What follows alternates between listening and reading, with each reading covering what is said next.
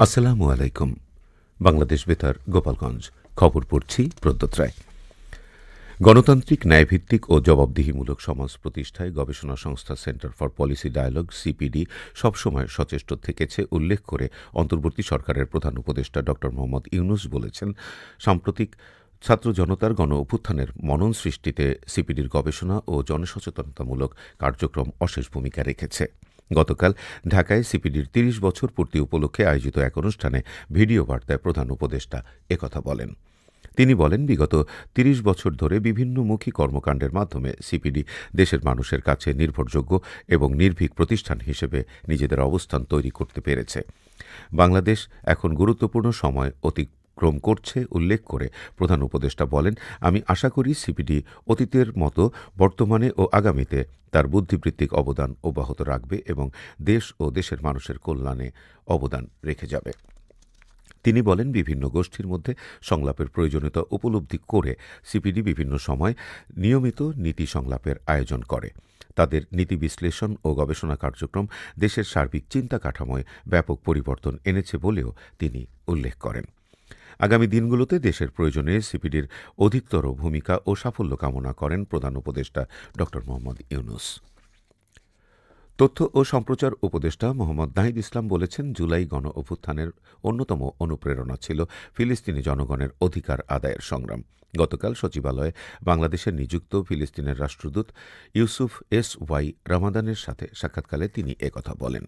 তথ্য ও সম্প্রচার উপদেষ্টা বলেন, ফিলিস্তিন বাংলাদেশের আবেগের জায়গা। ফিলিস্তিনের স্বাধীনতার লড়াইয়ে বাংলাদেশ সব সময় পাশে ছিল।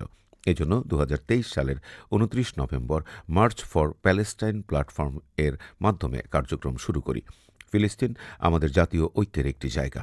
বাংলাদেশ সবসময় ফিলিস্তিনের নিপীড়িত ও নির্যাতিত জনগণের পাশে আছে। তাদের ন্যায্য দাবিকে বাংলাদেশ সবসময় সমর্থন করে আসছে। আমরা ফিলিস্তিনের স্বাধীনতা ও সার্বভৌমত্বের পক্ষে বলেও মন্তব্য করেন নাহিদ ইসলাম। ফিলিস্তিনের রাষ্ট্রদূত ইউসুফ এস ওয়াই রামাদান উপদেষ্টাকে উদ্দেশ্য করে বলেন, বাংলাদেশের মানুষ যখন সকল আশা ছেড়ে দিয়েছে সেই সময় আপনাদের আগমন, সবাই আপনাদের দিকে তাকিয়ে আছে। দেশের জনগণ আপনাদের উপর আস্থা রাখতে চায়। বাংলাদেশ সাথে ফিলিস্তিনের দূরত্ব অনেক বেশি হলেও পৃথিবীর অনেক মুসলিম দেশের চাইতেও বাংলাদেশের মানুষ ফিলিস্তিনি মানুষের অধিকার নিয়ে বেশি সোচ্চার। এজন্য তিনি বাংলাদেশের মানুষের প্রতি কৃতজ্ঞতা প্রকাশ করেন। এ সময় নাহিদ ইসলাম ফিলিস্তিন রাষ্ট্র ও এর জনগণের প্রতি বাংলাদেশের অব্যাহত সমর্থন ব্যক্ত করেন। তিনি আশা প্রকাশ করে বলেন, ফিলিস্তিন তাদের কাঙ্ক্ষিত স্বাধীন রাষ্ট্র পাবে।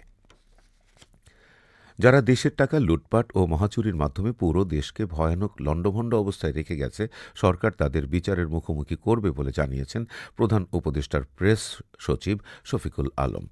গতকাল ঢাকায় ফরেন সার্ভিস একাডেমিতে আয়োজিত এক প্রেস ব্রিফিংয়ে শফিকুল আলম একথা বলেন। তিনি বলেন, গত ১৫ বছর যে নৈরাজ্য হয়েছে তার বিচার এবং জবাবদিহিতা নিশ্চিত করা সরকারের সর্বোচ্চ অগ্রাধিকার। গণহত্যা ও গুম খুনের বিচারের পাশাপাশি দেশে যে ধরনের মহাচুরি হয়েছে তার বিচার অবশ্যই হবে।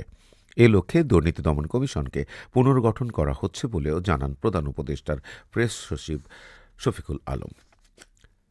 মহান বিজয়ের মাসের প্রথম দিনে গোপালগঞ্জে পতাকা মিছিল অনুষ্ঠিত হয়েছে। মুক্তিযুদ্ধের চেতনায় নতুন প্রেরণায় এসো গড়ি বৈষম্যহীন স্বপ্নের বাংলাদেশ, এ প্রতিপাদ্যকে সামনে রেখে গতকাল জেলা উদীচী শিল্পী গোষ্ঠীর কার্যালয়ের সামনে থেকে একটি পতাকা মিছিল বের হয়ে শহরের বিভিন্ন সড়ক প্রদক্ষিণ করে স্থানীয় পৌর পার্কের শহীদ মিনার চত্বরে গিয়ে শেষ হয়। পরে সেখানে এক সংক্ষিপ্ত সমাবেশ অনুষ্ঠিত হয়। এ সময় বক্তারা বলেন, এদেশে বৈষম্য দূর করতে হলে অবশ্যই গণতন্ত্র দরকার। এজন্য শোষণমুক্ত ও অসাম্প্রদায়িক বাংলাদেশ গড়তে সাংস্কৃতিক সংগ্রাম প্রয়োজন। এ সংগ্রামে সাংস্কৃতিক কর্মীরা সর্বদা কাজ করে যাবে।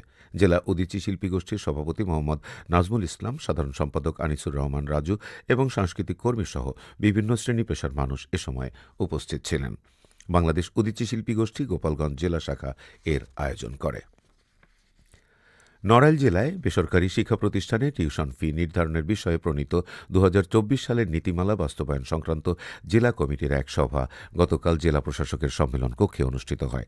সভায় বেসরকারি শিক্ষা প্রতিষ্ঠানগুলোতে টিউশন ফি নির্ধারণের বিষয়ে সরকারের জারিকৃত সর্বশেষ পরিপত্রটির নানা দিক সম্পর্কে আলোচনা ও শিক্ষার্থীদের কাছ থেকে টিউশন ফি, পরীক্ষা ফি সহ আনুষঙ্গিক অন্যান্য ফি আদায়ের ক্ষেত্রে নড়াইলের বাস্তবতা এবং অভিভাবকদের আর্থিক সঙ্গতি বিবেচনাপূর্বক যথাসম্ভব যৌক্তিক হার নির্ধারণের ওপর গুরুত্ব আরোপ করা হয়।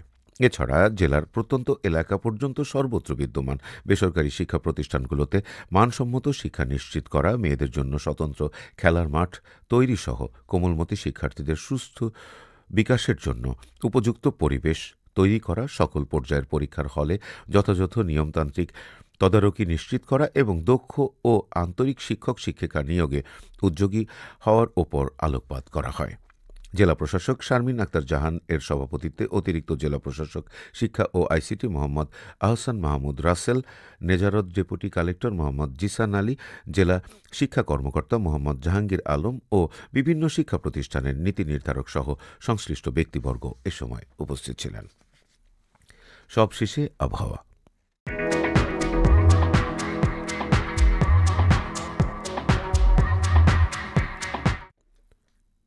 আজ সন্ধ্যা ৬টা পর্যন্ত আবহাওয়ার পূর্বাভাসে বলা হয়েছে, দেশের অভ্যন্তরীণ নদীবন্দর সমূহের জন্য কোনো সতর্কতা নেই এবং কোনো সংকেতও দেখাতে হবে না।